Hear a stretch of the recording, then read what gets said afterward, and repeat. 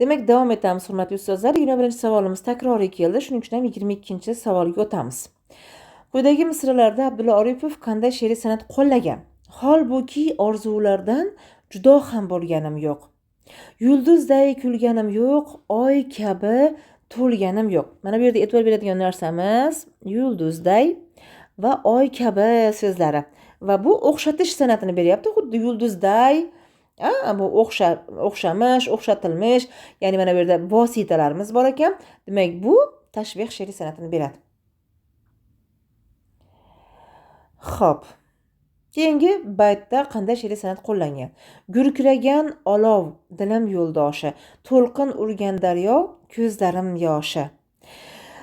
Ko'zagarlar yasayotgan har ko'za, ko'hna do'stlar hoki, qo'li yo boshi.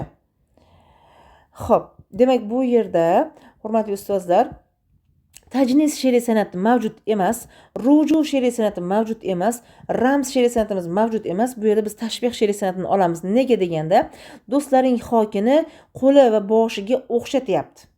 Shuning uchun ham biz nima B javobni olamiz. Ana undan keyin 24-savolga o'tamiz. Tashbih va talmih san'ati birga qo'llangan baytni toping. Ketdik, har birini tahlil qilib chiqamiz. Ey gul, yuzingga huru pari bandai joni, toltek bo'ying ozodi, erur sarvi ravoni. Mana bu yerda nido she'riy san'ati mavjud. Huru pari deganimizda ta'did she'riy san'at mavjud. Toltek bo'ying deganimizda mana bu dek qo'shimchasini biz tashbihga olamiz. Demak, bizda birinchi A javobimizda talmih hamda tashbih she'riy san'atlar mavjud emas ekan. B ga qaraymiz. Layli layli devon chekib un, el deb majnundir ushbu majnun. Mana bu layli layli majnun so'zlarimizdan biz olamiz talmih. Talmih she'riy san'atini olamiz. S javobga qaraymiz. Ra'iyat qo'y erur, sulton anga shibon. Yo'q, ra'iyat qo'y erur, sulton anga shibonu yo bo'ri. Ulg'oyu qo'y ting'oy shu musodek shibon keldi. Cho'pon demoqchi shibon so'zimizda. Demak, bu yerda musodek degan so'zimizga e'tibor beramiz. Ha, Muso alayhissalom beryapti. Sizni chalg'itayotgan narsa mana bu bosh harfda yozilmaganligi. Muso alayhissalomda talmih she'riy san'ati bor va tek so'zida dek qo'shimchasida dek mazmunini bildiryapti. Shuning uchun ham buni tashbih she'riy san'ati deb olamiz. Va albatta S javobimizni to'g'ri deb belgilaymiz. Ham tashbih, ham talmih mavjudligi uchun. Maoni ichra shohim qil yorarsen, ajunda har ne qilsang yararsen. Mana bu shohim so'zi undalma, ya'ni nido she'riy san'ati bo'lyapti. Faqatgina nido bor ekan xolos. Demak, S javobni nima qildik? Oldik. Xo'p, bu 25-savol takrorlanib kelyapti. 26-savol ham takrorlanib kelyapti. Tashxis she'riy san'ati dedik. 27-savolga qaraymiz. Parchada qo'llangan she'riy san'atni toping. Yaxshidir achchiq haqiqat. Lek shirin yolg'on yomon. Yaxshi, yomon. Shirin, achchiq, haqiqat, yolg'on. Butun vujudi nimadan tashkil topgan ekan? Ta'zot she'riy san'ati bilan botib ketgan ekan. Ana endi bu 28-savol, ya'ni Boburning g'azali bizga berildi. Bunda biz nima dedik? Tanosib she'riy san'atini topgan edik. Takroriy keldi. Keyingi savolimizga qaraymiz.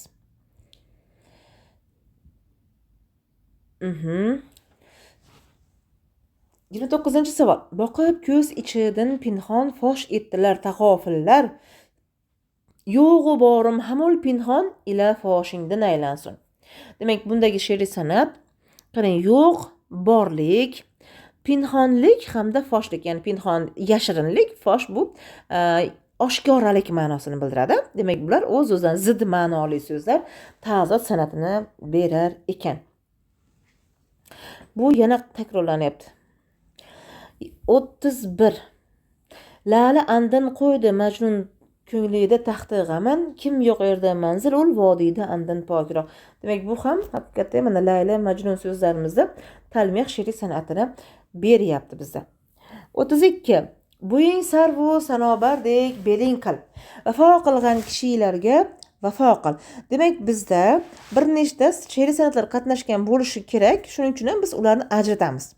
Birinchi topadigan narsamiz sanobat tek degan mana bu qo'shimchaga qaraymiz. Bu bizda nimani beradi? Tashbihni beradi. Tashbih she'riy san'atini beradi. Endi beling qil, ya'ni beling juda ham qildek nozik, vafo qilgan kishilarga vafo qil, qilmoq, harakatni bildiradi. Bitta qil so'zi ikkita joyda ikki xil ma'noni beryapti va bu amonim so'z. Amonim so'zlarni baytda kelishi tajnis she'riy san'atini beradi. Tajnis she'riy san'atini beradi. Demak, bu ham bor ekan. Endi yana nima bor? Yana vafo so'zi takrorlanib kelyapti va bu takrir she'riy san'atini beradi. Bor bo'lsa ham, bo'lmasa ham biz topib qo'yamiz. Va endi sarf, sanobar so'zlarimiz bular daraxtlarning nomlari. Daraxtlarning nomlari, ya'ni sarf daraxti, sanobar daraxti. Bular tikka o'sadigan daraxtlarning nomlari. Demak, bu ikkita uyadosh so'zlar, bir-biriga bitta oilaga mansub bo'lgan so'zlar bizda tanosub she'riy san'atini beradi.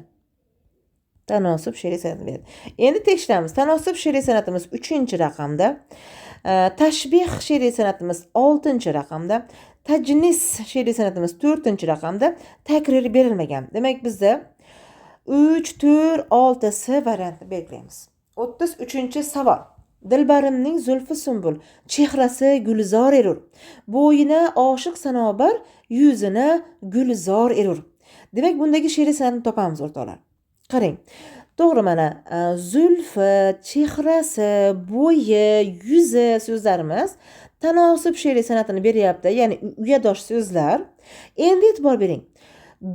Qarang, tanosub she'riy san'atimiz nimamizda mavjud emas ekan, yana boshqalarni topishimiz kerak ekan. Gulzor so'zi bilan gulzor erur. Birinchi gulzorda bog' ma'nosi tushunilyapti. Bog' ma'nosi. Keyingisi gulzor erur deganimizda gulning qizga zor bo'lish ma'nosi. Demak, ikkalasida ikki xil bir-biriga o'xshamagan ma'no. Bu tajnis she'riy san'atini beryapti. Ya'ni amonim so'z kelyapti. Tajnis she'riy san'atimiz bor bo'lgan javobimizga qarab qo'yamiz. Demak, B javob bilan S javobda turibdi. Va qarang, bo'yinga oshiq sanobar. Sanobar deyapti, seni bo'yinga oshiq u beqaror bo'lib qolibdi, deyapti. Yuzingga esa gul zor bo'libdi, deyapti. Endi qarang, oshiq bo'lish yoki biror nimaga zor bo'lish insonga xos bo'lgan xususiyat. Va buni jonsiz narsalarga va tabiat hodisalariga ko'chirib o'tkazish bu tashxis she'riy san'ati deb aytganimiz uchun ham aynan bu she'riy parchada tashxis she'riy san'ati ham mavjud deb olamiz. Tashxis va bu berilgan she'riy san'atlarimiz B variantda berilgan. Demak, B javobni to'g'ri deb olamiz. 34-savol. Belining nozikligicha yo'q torigi suyi, o'z haddini bilib belidan o'ltirur quyi. Sochi shunaqangi nozik ekanki, yo'q, belining nozikligicha ham emas ekan, undan ko'ra qalinroq ekan. Sochi belining nozikligicha emas ekan, undan qalinroq ekan. Shuning uchun ham o'zini haddini bilib, belidan pastga tushib o'tiribdi, deyapti. Bu degani o'zida mana bu agar soch uzun bo'ladigan qizlarimiz bo'lsa, endi hozir ko'pchiligimizdagi sochlarimiz kalta, uzun sochlilarni sochi belidan pastga tushib turadi. U uyalsa uyalmasa, to'g'rimi? Hijolat bo'lsa bo'lmasa. Mana shu real hodisani shoirona dalillab berayotganligi uchun biz buni husni ta'lil deb olamiz. Husni ta'lil deb olamiz. Demak, husni ta'lil she'riy san'ati bor ekan. Xo'p, qaysi javobimizda aynan husni ta'lil she'riy san'ati bor? Tekshirib olamiz. Demak, bittagina A javobimizda berilgan ekan. Endi qolgan tahlil nimalarni tekshirib qo'yamiz. Tashxis. Qayerda tashxis bor? O'zini haddini bilib degan so'zida. Ya'ni bu sochga nisbatan aytilyapti. Soch o'zini haddini biladigan darajadami? Yo'q, bu o'z haddini bilish nimada? Insonga xos. Demak, insonga xos bo'lgan holatni sochga ko'chiryapti. Tashxis. Endi litota san'ati bormi deyapti. Ha, litota san'ati kichraytirish degan ma'noni bildiradi. O'ta kichraytirish degan ma'noni bildiradi. E'tibor bering, biz sochimizni shunaqangi tolasini qanaqa ingichkaligini bilamiz. Bu she'rida belining nozikligicha emas deyapti. Demak, belining beli o'ta nozik bo'lganligini sochga nisbatan qilib aytyapti. Demak, bu juda ham kichratish bir metoda san'ati ham mavjud degan. A variantimizni to'g'ri deb olamiz. Tushunib oldingizmi sizlar? 35. Nek xonim deganim barcha bor erkan badxoh, oni kim anglar edim, yaxshi yomon topdim ona. Demak, bu yerda hop, nek xonim deganim deb ismga agar ta'rif qilmayotgan bo'lsa, yaxshi yomon so'zlardan tazot she'riy san'atini olsak. Nek xonim degan barcha bor erkan badxoh, ayniga bo'ldi, mana shu tazot she'riy san'ati. Nek xonimga lekin talmihni ham berib qo'ysak bo'lardi, balki xato ketgandir. Xo'p, 36-savol. Ganja ganjuri kim chekib ko'p ranj, qo'ymish erdi jahonda 5 ganj. Hamzadan olingan ushbu baytdagi she'riy san'atni toping deyapti. Endi e'tibor bering. Mana ganja, ganjuri, ganj so'zlari bir-biri bilan asosdoshlik qilyapti. Ya'ni asosi bitta va mana bu yerda nima yasovchi qo'shimchalari bilan birgalikda ular asosdoshlikni bildiryapti. She'riy baytlarda asosdosh so'zlardan foydalanishi bu ishtiqoq san'ati deyiladi. Demak, to'g'ri javobimiz C. Xo'p, keyingi savolimiz. Sarf qatlar suratini chekkanda naqqoshi azal bir alif shaklida yozmish qaddi zebo surating. Demak, e'tibor beramiz. Mana bu joyda bir alif shaklida deb arab alifbosidagi harfni aytib ketyapti, o'xshatib ketyapti. Va bu she'riy parchada biz kitobot she'riy san'ati bor deb olsak bo'ladi. C javobimiz to'g'ri. 38.